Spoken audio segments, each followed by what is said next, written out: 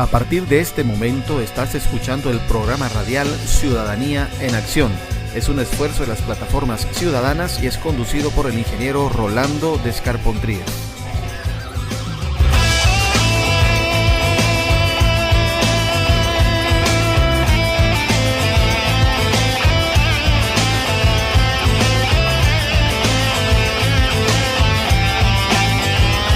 Este programa va dirigido al público en general y tiene la intención de formar ciudadanos cívicos que luchen por la democracia y reinventen la política boliviana.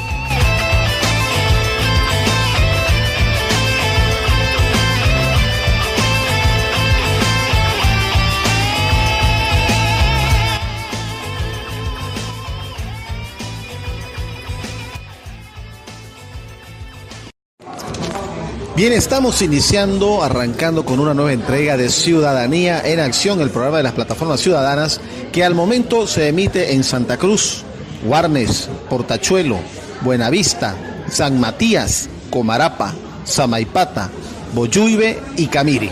Esperamos prontamente también contar con más adhesiones y así cubrir el departamento y, si Dios lo permite, todo el país. Estamos nuevamente con un invitado que ya nos ha compartido con nosotros en otras ocasiones, el economista Darío Monasterio Suá. Bienvenido. Buenas tardes, Rolando, y toda tu audiencia, para conversar sobre los temas que nos interesan a todos. Bueno, el día de hoy tenemos un temita que, si bien ya salió en las noticias hace un tiempo, hace unos meses, no se ha vuelto a tocar, pero es preocupante.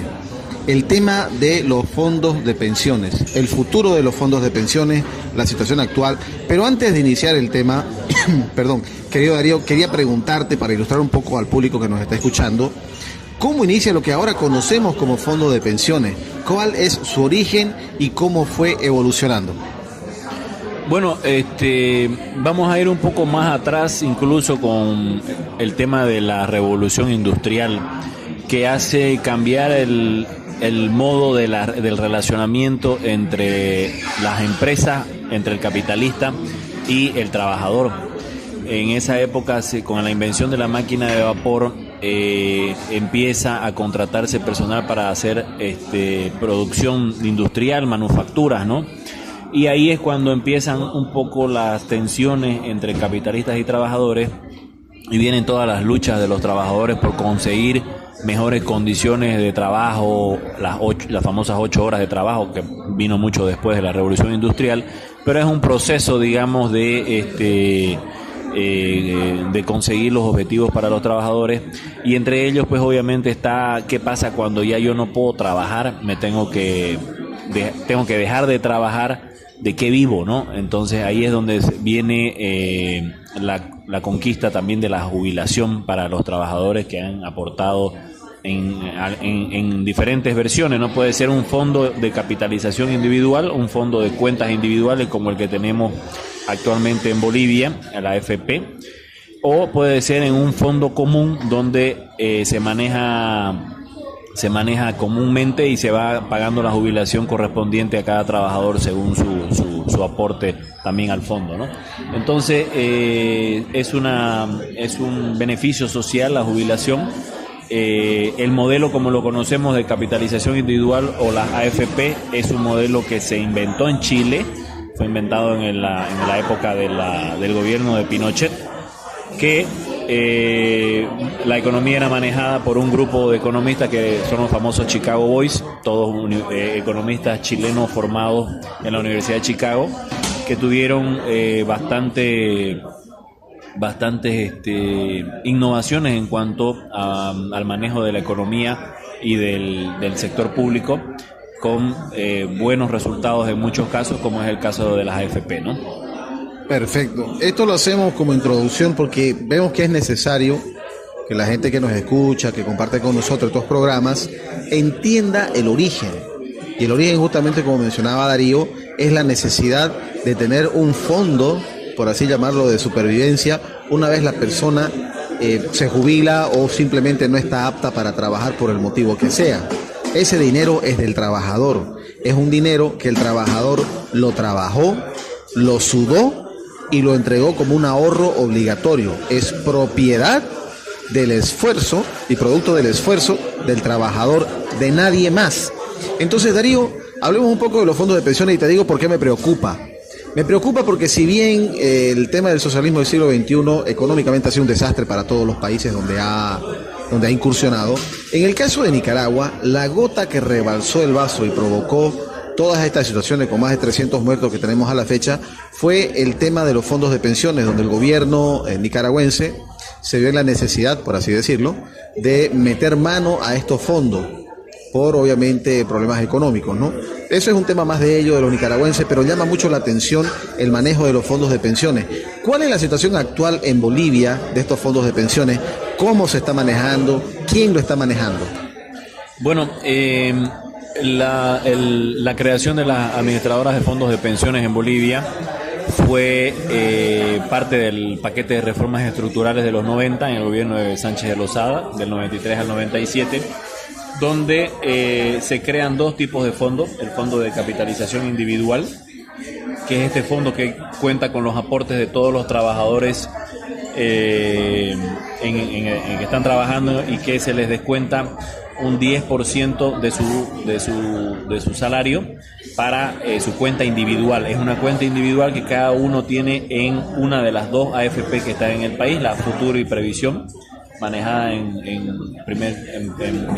primera instancia por el Banco Bilbao Vizcaya Argentaria, un banco español, y en el otro caso la Zurich Financial Services, que es una empresa de financiera suiza, ¿no?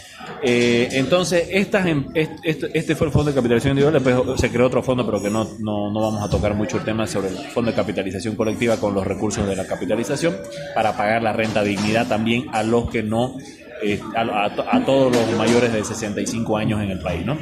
Que también es parte de una jubilación, es un monto básico, digamos, de jubilación, pero que sirve principalmente para las personas que no tienen el fondo de capitalización, la cuenta individual o algún otro ingreso, digamos, para su vejez. Entonces, eso es lo que sucedió en los 90. Ahora bien, en los últimos acontecimientos, el gobierno ha creado la gestora pública, que es una administradora de fondos de pensiones, pero pública, ya no privada. Ya no se maneja con criterios privados como se manejan las dos AFP, las que estaban administrando los fondos de pensiones. Esta gestora pública va a reemplazar a las dos gestoras privadas en un futuro. Actualmente ya se ha hecho el traspaso, digamos, legal de lo que son los fondos de pensiones a la administración pública, pero continúan siendo administradas en lo operativo por las por el BBVA, la administradora por Previsión y Futuro, digamos que son las AFP, en lo operativo solamente con contratos de administración. Es decir, se ha ampliado el contrato de administración porque el gobierno no tiene la capacidad, esa es la verdad.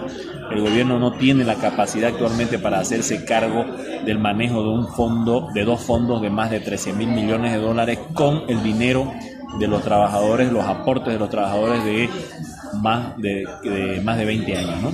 Me llama la atención algo.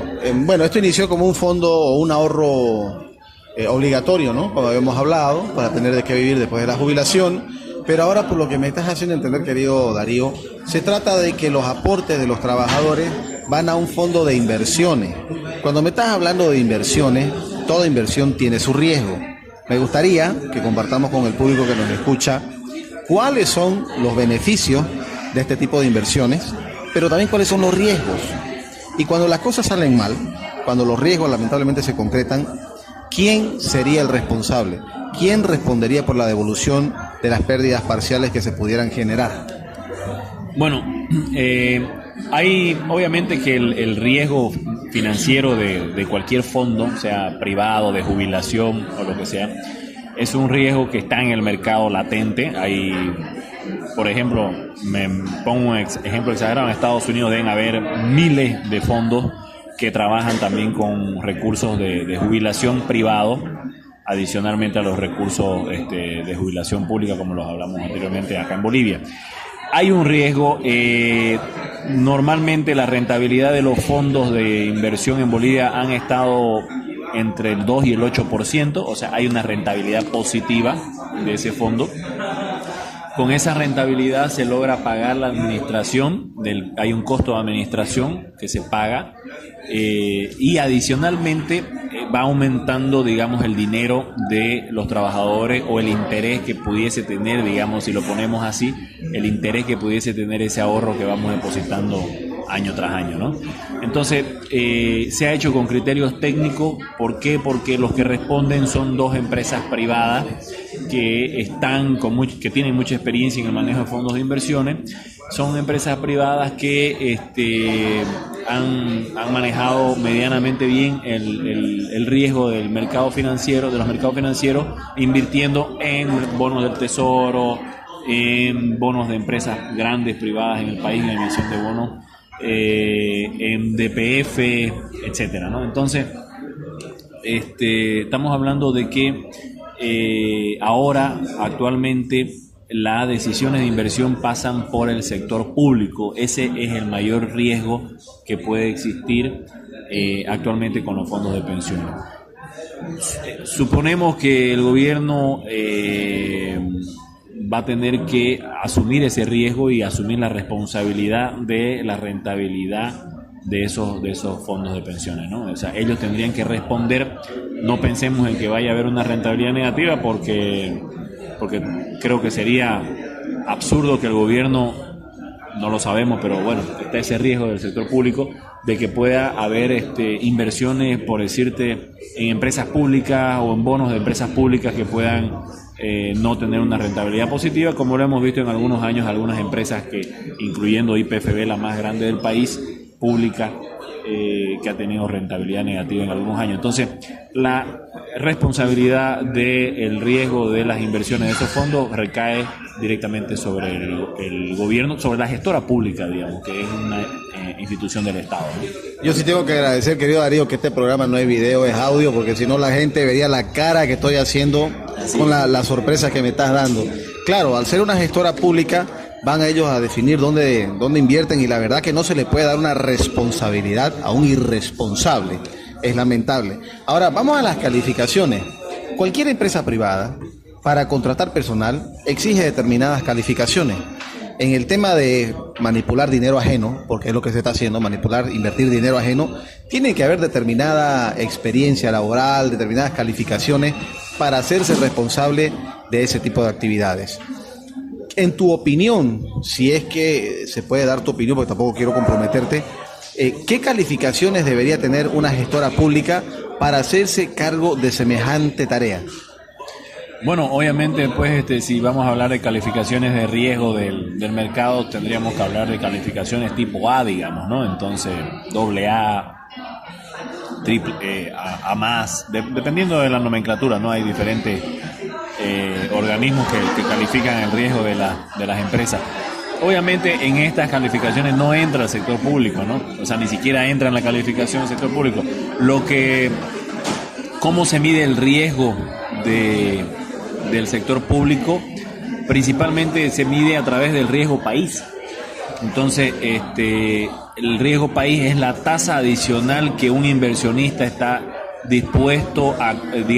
dispuesto a cobrar para poder arriesgar invirtiendo en un país, digamos, ¿no? Entonces, no tengo ahorita datos. Bolivia normalmente no es muy evaluada con el tema del riesgo país porque no recibe ingentes cantidades de recursos de inversión extranjera, pero otros países como Argentina, Brasil, México, etcétera, Colombia, Chile, sí están dentro de las mediciones del riesgo país, y dependiendo de cada país, pues es más o menos baja, ¿no? Entonces, Bolivia no te sabría decir el dato, pero si vos querés decirme cuál es el riesgo, cómo se calificaría el riesgo, lo más cercano que se me ocurre es a través del riesgo país. Ahora, como sector público, se podría indagar en algunos organismos internacionales cuál es la calificación del sector público boliviano. Recientemente ha salido una noticia donde muestra la eficiencia del gasto público de cada país, o sea, la utilización de recursos públicos, ¿no? O la gestión de recursos públicos, en este caso de la gestora pública de Bolivia. Y Bolivia figura entre los países que más malgastan recursos públicos en Latinoamérica. Creo que está Argentina, Bolivia, El Salvador, no recuerdo la verdad, pero el BID hizo un estudio lo vamos a conseguir y te lo voy a pasar. Bolivia está entre los 2 o 3 países que más ineficientes son en el manejo de recursos públicos. Interesantísimo, quedas comprometido a conseguirnos ese dato porque es importante para entender. Solamente de los 3 países que mencionaste, 2 estuvieron fuertemente ligados al socialismo del siglo XXI. Y hay que decir las cosas de frente.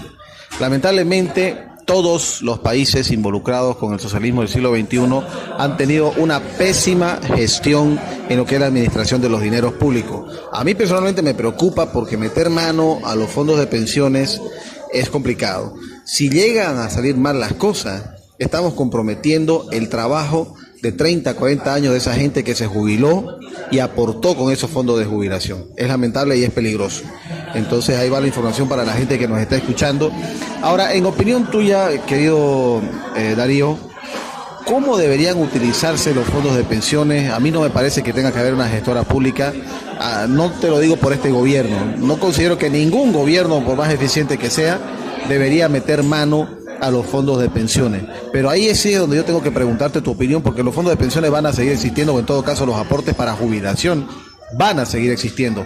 ¿Cuál sería la mejor manera de utilizarlos en el entendido de que el principal y primer beneficiario tiene que ser el jubilado, aquel que aportó, más allá de que ganancias excedentes pudieran beneficiar también a la gestión del gobierno, en lo que son, qué sé yo, gastos del gobierno, carreteras, lo que sea, pero que el principal beneficiado sea justamente la persona o las personas que aportaron? Bueno, mira, lo ideal sería tener una economía donde las personas que trabajen de lo que sea, o sea, las personas que trabajen como cuentapropistas, como unipersonales o independientes, dependientes obviamente, de empresas formales, puedan estar aportando para su jubilación en una cuenta individual de cada uno administrada privadamente, ¿ya? Ahora bien, para eso se tienen que dar muchos factores, entre ellos que la economía se formalice, y el gobierno actual lo que más ha hecho ha sido informalizar la economía con políticas de inflexibilidad laboral que en vez de beneficiar al trabajador lo perjudican porque lo sacan del mercado laboral formal con aportes de previsionales y de jubilación y con seguridad social, con cajas de salud y todo eso, y lo saca fuera de la formalidad y donde ahí no tiene beneficio. O sea, está a expensas de que le paguen lo que le tengan que pagar, de un montón de cosas, ¿no? Entonces, es lamentable de que tengamos una economía tan informal. ¿Y eso qué significa? Que solo el 15% de la población del país aporta a las AFP. Entonces tenemos una informalidad tremenda que obligaría, digamos, buscando propuestas y soluciones a lo que vos me preguntás, cómo sería la mejor forma de administrarlo. La mejor forma de administrarlo privadamente, pero lamentablemente al tener cierta informalidad del 85% de la población, ya un poco menos con las personas en edad de trabajar, la famosa PEA. Pero si nos ponemos a pensar en que sí, ya existe informalidad, tratemos de formalizar más la economía. Y si obviamente va a quedar gente que aún así no va a poder formalizarse, no va a poder aportar, pues ahí recién el Estado subsidia la jubilación de esas personas. O se hace a través del aporte solidario, que ya se lo hace actualmente, el aporte solidario, ¿no? Las personas que ganan más de cierto nivel salarial hacen un aporte solidario de su jubilación, o sea, se les descuenta un poco más, que vendría a ser también un poco un impuesto al ingreso de las personas, a la renta mínimo, ¿no, chico? Entonces, yo no estoy diciendo que sea solamente privado y que solo las personas que puedan aportar reciban una jubilación. Obviamente hay una jubilación universal que primero se llamó Bono Sol, después se llama Renta Dignidad. Eso también es una ayuda, pero a las personas que no pueden aportar a su cuenta individual, y también para reducir un poco el tema de la jubilación universal, debería el Estado poder subsidiar a través de algún mecanismo de redistribución, ayudarles, no pagarles totalmente su ahorro previsional, pero ayudarles de alguna forma a que puedan también tener su cuenta individual y poder jubilarse administrada privadamente, ¿no? Excelente idea. Me llama la atención un par de cosas, querido Darío. en el tema de los fondos de pensiones. Vos mencionaste el tema de los fondos de capitalización y me atrevo a tocártelo. ¿Qué pasó con esos dineros de la capitalización? El dinero de la capitalización, ese dinero de la capitalización colectiva se utilizó en su momento para pagar el Bono Sol, ¿ya? Fue un fondo, un fideicomiso en realidad, ¿no? Que nadie lo podía tocar, estaba ganando ciertos intereses en una cuenta y con eso se pagaba el Bono Sol y la renta dignidad. El gobierno esos fondos los nacionalizó, ¿ya? Los nacionalizó y con eso pues es lo que se paga la renta dignidad o ya bueno se entró al erario nacional y a través de esos recursos ayudó a pagar ya no existe, en otras palabras, ¿no? Ya no existe porque con esos recursos se nacionalizaron. Bueno, se nacionalizaron, pero de todas maneras se continúa haciendo lo que se hacía con ese dinero, que es pagarle el Bono Sol. Ya es parte del, digamos, en su momento ingresaron una sola vez al Tesoro y ya actualmente salen, digamos, todos los años a través del presupuesto como renta dignidad, ¿no? Me parece bien y la verdad que la idea que diste de que haya un coaporte del gobierno a la gente que no tiene es interesante. ¿Tenés idea o tenés números en este momento que nos indiquen cuánto es el aporte mínimo voluntario para las AFPs? El aporte es bueno, tendríamos que sacar el aporte, no es voluntario, ¿no? El aporte obligatorio mínimo es el de salario mínimo. El salario mínimo está alrededor de los 2.000 bolivianos. Estamos hablando que 200 bolivianos, digamos 10% es para la jubilación y hay una comisión que se paga, ¿no? Y está pues también está el 10% que es 10% que es para la jubilación, el 2% es para el riesgo profesional y de muerte, o sea es 12, medio por ciento es para la AFP, es 12,5 y hay un 0,21% que creo que no recuerdo si es para el aporte solidario o cuál es el tema, pero que hace un total de 12,71% que es el aporte del trabajador, ¿no? Otra cosita que me quedó en el tintero, la verdad, cuando mencionábamos las calificaciones que debe tener una empresa para dedicarse al tema de administrar fondos de pensiones, ¿qué hay del capital humano?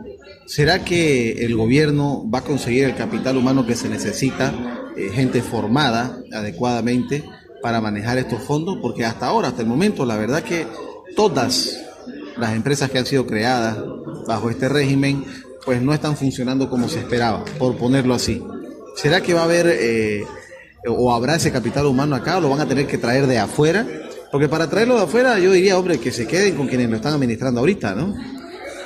Bueno, como vos sabés, para trabajar en el sector público tiene que haber una vocación de servicio público, ¿no? Entonces, las personas que trabajan en el sector público ganan menos que las que trabajan en el sector privado. Entonces, ahí tenemos un, digamos, entre comillas, problema, porque las personas que trabajaban en las AFP trabajan en el sector privado y son remuneradas según su productividad, digamos, ¿no? En el caso del sector público, al pasar a ser el sector gestionado públicamente estos fondos, obviamente van a pasar a ser empleados públicos. Yo no sé si van a contratar a la gente que trabaja en las AFP, pero como te digo, o sea, tiene que ser gestionada como privado para que puedan esas personas estar al mismo nivel salarial, que es lo que pasó en la nacionalización de YPFB, etcétera, ¿no? Al comienzo los trabajadores pasan con el mismo salario, creo que fue lo que pasó según lo que he escuchado en empresas públicas, empresas privadas que se nacionalizaron, como el caso YPFB, pasaron con el mismo nivel salarial, etcétera, pero muchas de ellas después dejaron de trabajar en el sector público porque al final de cuentas, después de unos años, obviamente van cambiando los directivos, las personas por cuestiones políticas y no por cuestiones de meritocracia profesional, y obviamente pues terminan un profesional cansado de algunas cosas que no se cumplen, las mismas promesas que se le hicieron en algún momento, entonces decide pasar al sector privado. Entonces vamos a tener ese mismo problema con las AFP, con la gestora pública, porque van a contratar gente de las AFP, que es lo que deberían hacer, porque son la gente que conoce cómo se maneja y tiene la experiencia, pero con el riesgo muy alto de que de aquí a unos años se politice el tema, se maneje como empresa pública. Ya hemos tenido pues bastantes experiencias malas, ¿no? Incluyendo las recientes IPFB con pérdidas en muchos años, y obviamente con ese riesgo de que la gente no dure mucho en estos trabajos, ¿no? Sé que lo que me incomoda a mí, ya para ir cerrando el programa, nos vamos quedando sin tiempo.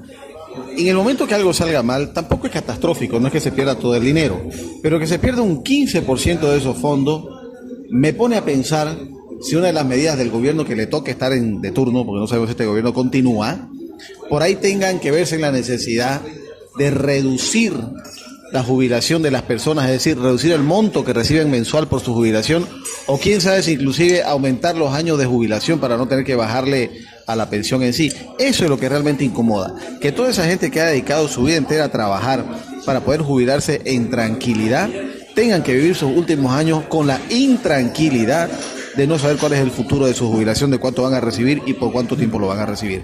En todo caso, querido Darío, te agradecemos mucho tu presencia. Si tenés alguna observación respecto a este punto, vamos cerrando también. Bueno, esperemos que, como te decía, la rentabilidad se mantenga dentro de los márgenes normales. A ver, además de la rentabilidad del fondo, tenemos que tomar en cuenta la inflación, ¿no? O sea, si vos le restás la inflación, ahí tenés una rentabilidad real. Es decir, si por decirte un ejemplo, la inflación estuvo alrededor del 3,5%, el fondo de pensiones, el fondo de inversión, cualquier fondo de inversión va a tener que tener una rentabilidad mayor al 3,5% para poder tener una rentabilidad positiva, ¿no? Si es menor a eso, con la inflación pierde poder adquisitivo el monto del fondo. Entonces, esas rentabilidades tienen que ser positivamente reales, y eso tendría que mantener los años de jubilación, los años aportados y los montos, ¿no? Ahora bien, si no es así, si hay una rentabilidad negativa, adicionalmente a eso hay un costo que pagar por la administración del fondo. Si esa rentabilidad es negativa, pues obviamente que van a haber menores montos a pagar y menores aportes, y aumentar los años de aporte. Bueno, vamos a hacerle un seguimiento entonces a lo que es la rentabilidad, la comisión de quien administra versus la inflación. Son temas que no son tan complicados de seguir y vamos a hacer eso para que la gente se mantenga informada. Querido Darío, muchísimas gracias por tu presencia. Gracias a vos, Rolando, y cuando guste estamos a disposición para conversar estos temas tan interesantes para la gente, ¿no? Hasta aquí Ciudadanía en Acción. Será hasta la próxima.